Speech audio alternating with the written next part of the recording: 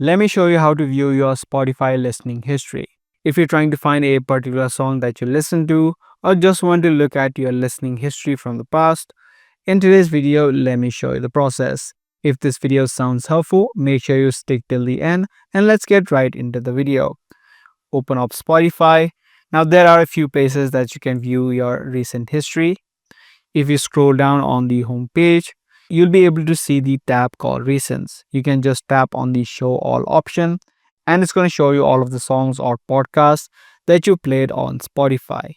If you don't see the Recents option on the home page, the second way to view it is through the Profile section by tapping on the profile icon on the top left. Inside of this profile section, you'll be able to see the option called Recents.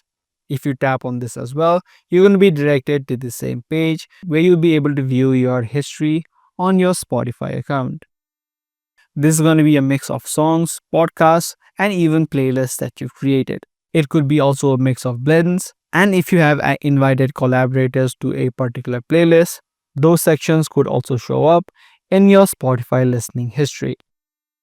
So that's the exact way on how you view your Spotify listening history. If this video did help you out, be sure to subscribe, share, and also give this video a thumbs up. That's pretty much it for today's video.